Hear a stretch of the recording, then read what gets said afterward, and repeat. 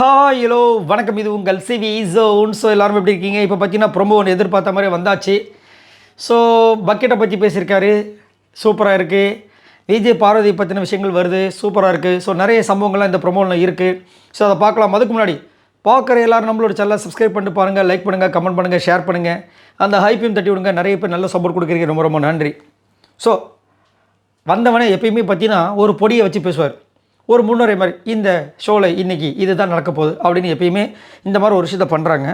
இது கமலஹாசன் சார் உள்ளே இருந்த இப்போ டைம்லேருந்து பண்ணிகிட்ருக்க ஒரு விஷயம்.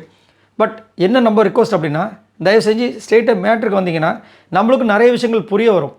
இது இந்த மாதிரி வந்துட்டு இது எப்படி இருக்குது அப்படின்னு பார்த்தீங்கன்னா, அந்த ஃப்ரைடே சாங் க்ளூ மாதிரி இருக்குது. நம்மளாக கண்டுபிடிச்சி ஒரு வேளை இதுவாக இருக்குமோ அதுவாக இருக்குமோன்ற மாதிரி பதட்டத்தை ஏற்படுத்துகிறாங்க. பட் இருந்தாலும் ஒரு எல்லாருக்கும் ஒரு க்யூரியாசிட்டி என்னமோ இருக்குன்றதில் அதுக்காக தான் இந்த விஷயத்தை பண்ணுறாங்க. ஓகே, இப்போ அவர் என்ன சொல்கிறாருன்னா, ஒரு சில விஷயங்களை சொல்கிறாரு. சொல்லும் போதே நம்மளுக்கு ஓகே அவங்களுக்கு தான் அடி அப்படின்ற மாதிரி இருக்குது. பதட்டமாக இருக்கிற கிருமி கேரக்டர் ஒருத்தருக்கு தான் நம்ம கொடுத்தோம். அந்த கிருமி உள்ளே இருக்கிறவங்களை கடிச்சதா இல்லை தெரியல, எல்லாமே ஃபுல்லாக பதட்டமாகவே இருந்தாங்க அப்படின்ற மாதிரி சொல்லும்போது நகைத்துருட்டை தான் ஃபுல்லாக காட்டுறாங்க. ஃபுல்லாக நகைத்திருட்டில் ஃபஸ்ட்டு கானவனத்து போனது. ஸோ அப்புறமா இவர் கமருதீன் எடுத்தது, சண்டை நடந்தது, அப்புறம் பிரஜன் போய் கத்துனது, அரோரா பிடிச்சி இழுக்கிறது, எல்லாத்தையும் காமிக்கிறாங்க.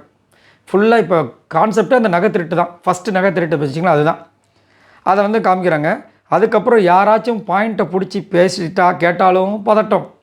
விஜய் பார்வதி ஒரு சரியான ஒரு பாயிண்ட் சொல்லியிருப்பாங்க. சரியான ஒரு பாயிண்ட். என்ன பாயிண்ட் அப்படின்னா, நீங்கள் கையிலேயே நகையை வச்சிட்ருக்கீங்க, இது எப்படி கேம்?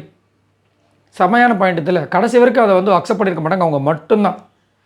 அதே மாதிரி இன்னொரு விஷயமும், டோரை நீங்கள் சாத்திட்டு போகிறது தப்பு, அது எப்படி கேமு அப்படின்ற மாதிரி ஒரு விஷயம். ரெண்டு விஷயத்தை கேட்டிருப்பாங்க, அதை பற்றி யாருமே கண்டுக்க மாட்டாங்க. ஸோ அதை பற்றி நீ தான் சொல்கிறான்னு நினைக்கிறேன். ரெண்டாவது பார்த்தீங்கன்னா, யாராச்சும் பாராட்டு வாங்கிட்டாலும் பதட்டம். எஃப்ஜேவை சொல்லலாம். ஏன்னா எஃப்ஜே டென்ஷன் ஆகிட்டு இருந்தே ஒரு சில விஷயங்களில் போயிட்டு இருந்தது, சரிங்களா? அதுக்கப்புறம் மேபி அந்த இது வாங்கிட்டாங்களே, நகையை வாங்கிட்டாங்க. நகையை வாங்கினதுனால இந்த பெஸ்ட்டு ஒஸ்ட்டுன்ற ஒரு விஷயம் வந்துச்சு. அவங்களுக்கு தலை போட்டிக்கு அவங்க தான் தகுதி பெற போகிறாங்கன்னு. அதுக்கப்புறம் ஒஸ்ட்டில் 10 பேரை தூக்கி ஜெயிலில் போட்டாங்க. ஸோ அந்த இதில் நிறைய பேர் டென்ஷன் ஆகி கற்றுனாங்கல்ல, திவ்யா கூட மேபி இருக்கலாம். அந்த மாதிரி விஷயங்கள் வருது. அதுக்கப்புறம் பார்த்திங்கன்னா, இந்த மொத்த பதட்டத்தையும், இப்போ தான் மெயின் பாயிண்ட்டு, இந்த மொத்த பதட்டத்தையும் ஒரு வெள்ளை பக்கெட்டில் போட்டு, எப்படி ஒரு வெள்ளை பக்கெட்டில் போட்டு ரொப்பி நடு வீட்டில் போய் வச்சு கேட்டுருவோமா? பக்கெட்டு யார் தூக்கிட்டு நடு வீட்டில் வச்சா ஞாபகம் இருக்குங்களா? நம்ம விக்ரம் தான். வியானாவோட விஷயம் வந்துச்சுல்ல, அந்த ஒரு துணி இருந்த பக்கெட்டு நம்ம இவங்க எடுத்து போய் உள்ளே வைங்கன்னு சொன்னாங்க. தலை ரம்யா இவர் எடுத்து நடு வீட்டில் வச்சிட்டாரு. ஆனால் அதில் வியானாவோட ட்ரெஸ்ஸஸ் உள்ளே போகிற ட்ரெஸ்ஸஸ் இருந்துச்சு. அதுலேருந்து ஒரு பெரிய இஷ்யூ, பெரிய சண்டை நடந்துச்சு. ஆனால் எனக்கு அது தெரியாதுன்னு சொல்லிட்டு அவர் ஒரு விஷயம் பண்ணியிருப்பார். கண்டிப்பாக தெரிய வாய்ப்பு இல்லை, ஏன்னா அது தெரிகிற மாதிரி ட்ரெஸ் கிடையாது. ஆனால் இது ஒரு பெரிய இஷ்யூவாக போச்சு. அதை பற்றியே பேசி விக்ரமும் அழுதுருப்பார். ஸோ விக்ரமுக்காக இன்றைக்கி வியானாவுக்கு அடி விழுறதுக்கு வாய்ப்புகள் இருக்குது. ஸோ அதை தான் இங்கே சொல்கிறாங்க. ஸோ வியானா நிறைய இடங்கள் விக்ரமை தாக்குனாங்க இல்லையா? அது மட்டும் இல்லாமல் நிறைய பேர் கமெண்ட்ஸில் சொல்கிறாங்க, விஜய் சேதுபதி அவர்கள் நல்லா கிளியராக பார்த்தா விக்ரம் பேசுகிற விஷயங்களை வெளியே காட்ட மாட்டுறாரு. விக்ரம் பேசின ஒரு சில விஷயங்கள் மட்டும் சொல்லி திட்டிட்டு கம்முன்னு உட்கார சொல்லிடுறாரு, நாசுக்காக கலாய்க்கிறாரு. ஆனால் நிறைய நேரங்களில் சப்போர்ட் பண்ணுறாருன்ற மாதிரி சொல்கிறாங்க. ஸோ இன்றைக்கி இந்த பக்கெட் விஷயத்தை பற்றி பேசும்போது நம்மளுக்கு தெரியுது கிளியர் கட்டாக விக்ரமுக்கு இன்றைக்கி ஒரு சூப்பரான ஒரு டேவாக இருக்க போகுது அப்படின்னு.